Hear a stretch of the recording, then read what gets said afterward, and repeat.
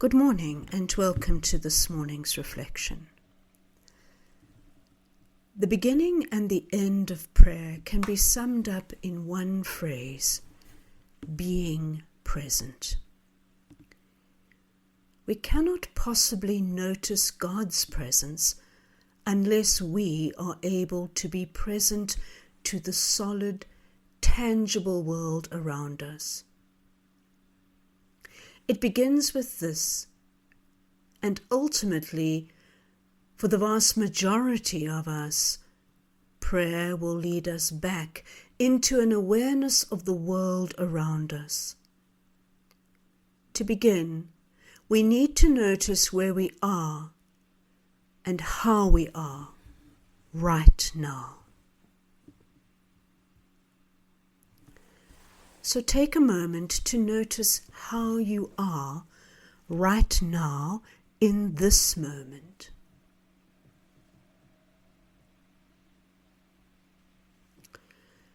Where are you?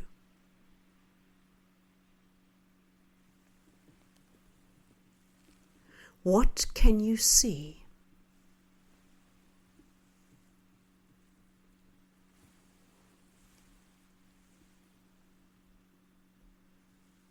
What can you hear?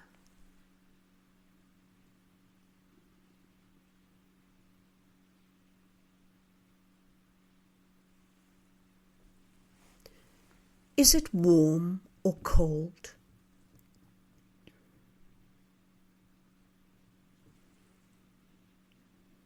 Is it peaceful or chaotic?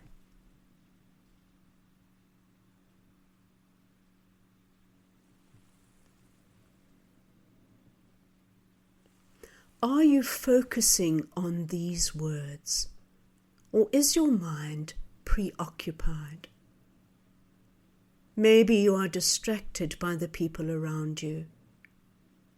Maybe you are waiting for a phone call or a message.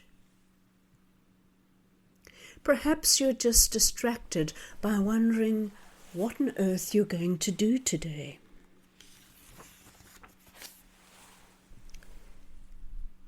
If you can, just stop a moment and notice yourself in your world right now. Simply be present.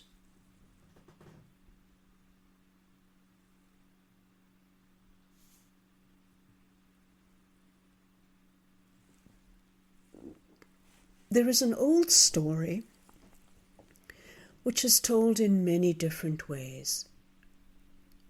There was an old peasant man who frequently visited a church, and he would take his seat on one of the pews and sit quietly for a long period of time.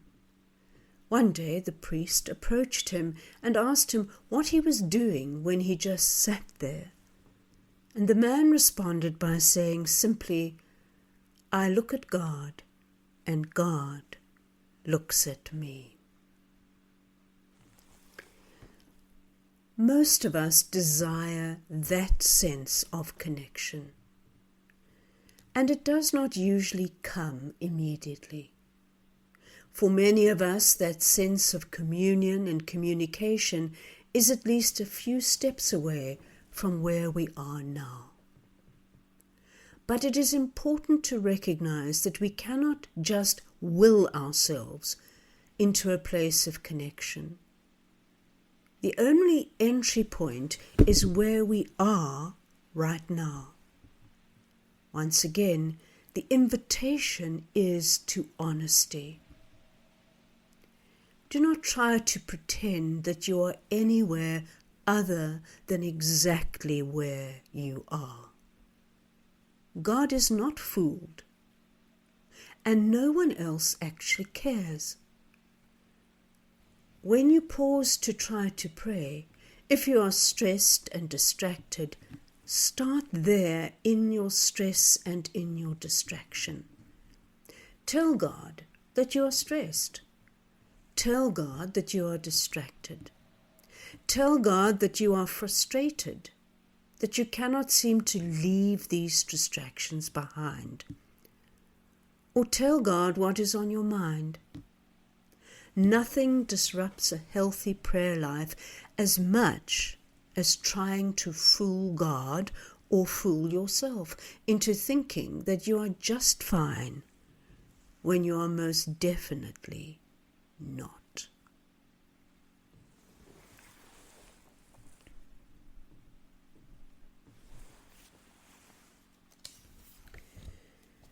Prayer is the combination of being alone and quiet, simply thinking about things in the presence of God, and then finding ourselves surprised by the interior conversation.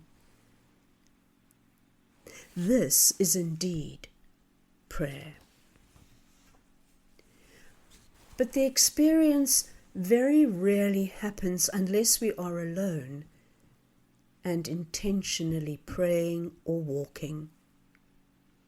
It can happen in other situations, but only very occasionally. Nevertheless, the point is that taking time out for formal prayer provides the mental space required for this kind of connection to occur. God can communicate without formal prayer time, but the formal prayer time increases our receptivity for that communication. There are probably as many ways of praying as there are people in the world. No one form of prayer is better or worse than another, but some forms of prayer will work better for you at whatever stage you are at now. So remember to use those things which help you towards your goal, and gently set aside those things which do not. Remember, pray as you can, not as you can't.